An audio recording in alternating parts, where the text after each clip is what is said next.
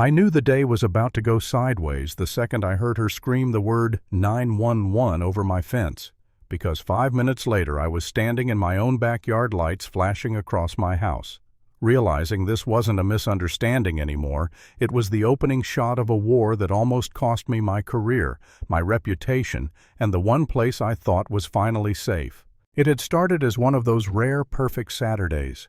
The kind you don't plan, the kind that just happens. The sun was warm without being brutal, the air smelled like fresh-cut grass and charcoal, and for once, all four of us had the same day off. Me, Tyler, Ramon, and Chris. 4 cops. Getting that to line up felt like winning the lottery. We were off duty, out of uniform, just guys again. I'd spent years scraping together enough money to buy that house on Maple Ridge Lane, and every time I stepped into that backyard, it still felt unreal. The oak tree, the fence, the beat-up grill that had seen more hot dogs than steak. It wasn't fancy, but it was mine. For the first time in a long time, I wasn't Officer Marcus Hale. I was just Marcus, beer in hand, laughing, arguing about movies, pretending the world wasn't always on fire. But if you've worn a badge long enough, you never fully turn it off. There's a moment when the air shifts, a little itch at the back of your neck, a quiet voice in your head saying something's off. I ignored it at first. I thought it was nothing. Then I caught movement by the fence, blonde hair dipping between the slats, someone watching. I didn't say anything right away. I didn't want to ruin the mood. Neighbors peek sometimes. It's suburban life. But the feeling didn't go away. It got stronger. And then the gate rattled. It creaked open, slow and deliberate, and she stepped into my yard like she owned the ground under her feet. Linda Carver, HOA president of Maple Ridge Estates.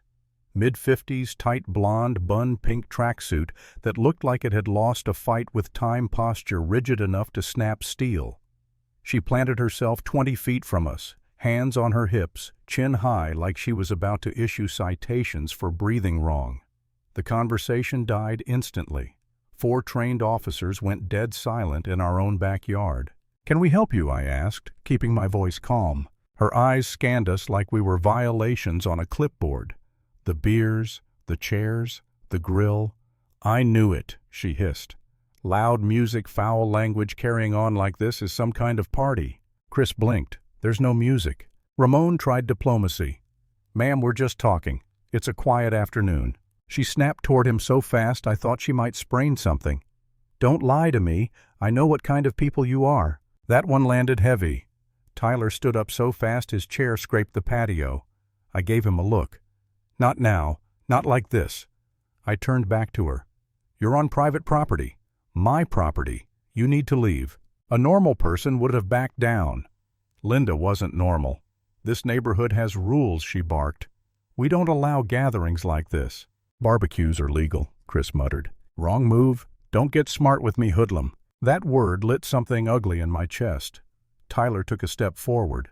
I stopped him with a raised hand. "This is your last warning. Leave." She smiled. Not nervous, not embarrassed, smug. She pulled out her phone. "I'm calling the police. We'll see who's right."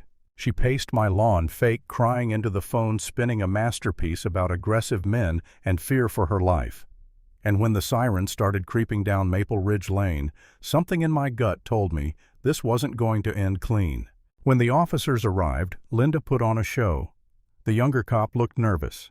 The older one, Sergeant Miller, recognized me instantly. His eyes swept the yard, the grill, the chairs, the cooler, the dangerous gang. Then he looked at Linda. "Ma'am, do you know who these men are?" "Criminals," she snapped. "They're officers," he said flatly. "All 4 of them." The silence was brutal. Linda's face twisted from shock to rage in seconds. "This is corruption," she screamed. "You're covering for each other." Miller shut it down. "You trespassed. You made a false report. Leave now." She stormed off, slamming the gate hard enough to rattle it. As the patrol cars left, Miller gave me a look I'll never forget. Buckle up. That night, the real damage started. Linda posted in the neighborhood Facebook group. My address, my name, claims I was gang-affiliated, dangerous, possibly dealing drugs, that she barely escaped. The comments piled up fast. Fear spreads quicker than truth. By morning, an HOA violation notice was taped to my door. Unapproved gathering, noise complaint, unsightly exterior items, fines stacking daily. That was the first time I felt it. The doubt. Sitting on my couch, staring at that letter, I thought, maybe I should just leave. Maybe fighting this wasn't worth it.